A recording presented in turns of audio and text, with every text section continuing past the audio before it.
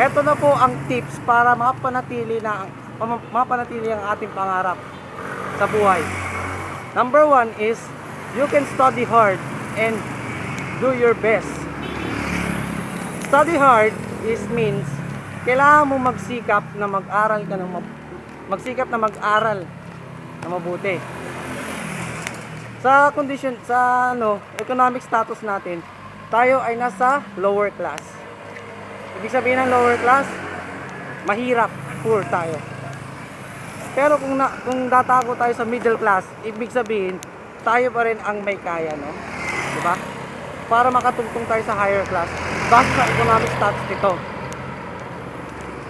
Para gusto mong mapanatili or gusto mong umangat sa buhay sa higher class sa higher class, kailangan mong magsikap ng mabuti sa pamamagitan ng pag-aaral or pagtungtong ng grade levels katulad ng kinder hanggang grade 12. Yung K-12 natin, yung kinder at senior high school. Ganito ang magiging takbo ng buhay mo. Kailangan mo ring matutunan at mag-grow ang progress mo sa pamamagitan ng pagsisikap sa pag-aaral. Ganun. Pero di ibig sabihin na magsa-stop ka na sa school. Hindi po. Dahil po nakasalalay po ang pag-aaral. Study hard nga po, ika nga. It's try until you succeed. Kailangan mo rin na may gabay doon. Pero dapat na gabay. Kung nasa 10 years old, parang pababa, yung parang pre-teenager, kailangan mo kasi may gabay. Pero pag nasa wastong edad ka na, you can need to stand alone para ma-pursue mo ang pangarap mo or dreams mo. Okay? So number 1 yun, study hard.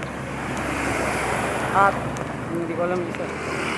Number 2 is you can achieve your goals in your life, in your dreams. Achieve your goals, ibig sabihin mo kailangan mong makamit yung mga inaasam mo na goals. Kasi po sa goals na yan is ma-maintain mo ang pangarap mo sa pag-achieve mo lang ng goals. Pag mas marami kang goals na ma-achieve, mas magandang pangarap ang makukuha mo. It's true po. Kasi po ang dreams natin ay matutupad kung kailangan ma-achieve natin lahat ng goals natin. Paano kung may ma-failed na achievement or may ma-failed naman ma-failed na ma-achieve ang goals? Kuya Marvin, paano ba yung paano yun? Bakit po, paano po ma-fail na-fail ako sa pag-achieve ng goals? Kailangan mo subukan mo ulit. You can try to achieve your goals again at huwag kang babalik sa simula. Kasi pag bumalik ka sa simula, ang mangyayari is hindi mo mapapursue ang pangarap mo. Hindi mo matutupad yung lahat ng pangarap mo.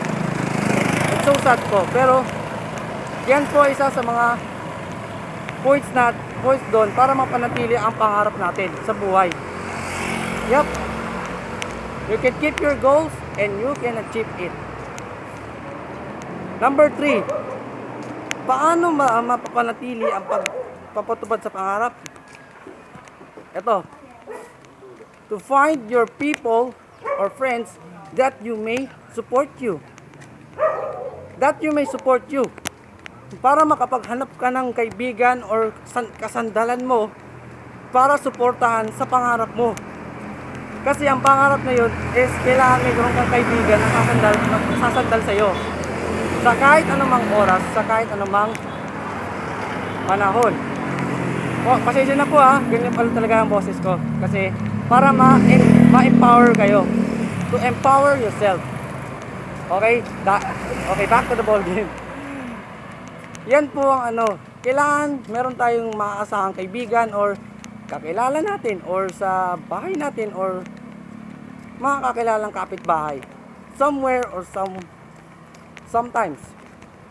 Kasi po, pag meron tayong mga kaibigan na maaasahan, talagang kailangan meron ding support para sa'yo. What if kung wala kang kaibigan dito? It's more on strangers talaga. Iwasan mo na lang yung mga strangers kasi baka yun yung kasi sira ng pangarap mo. Mamaya may i-share ako sa aking vlog na ito. Pero sa ngayon, ito muna. You need to build relationships or friendships to your friends. As you can see, friends are... Wait lang.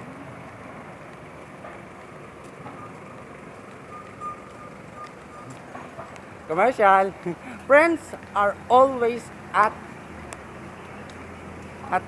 friends are always happy. Magiging masaya ka kung meron kang kaibigan na maaasahan at makakapag-support sa'yo. Nagets nyo? Nagets yung mga kahalo-halo natin, guys? Okay. Let me remind you of this. Kapag ka nag-iisa ka na lang sa buhay, dati pa, you need to find a friend to pursue your goals or pangarap para ma-maintain mo siya at mapaganda pa ang buhay mo. Okay?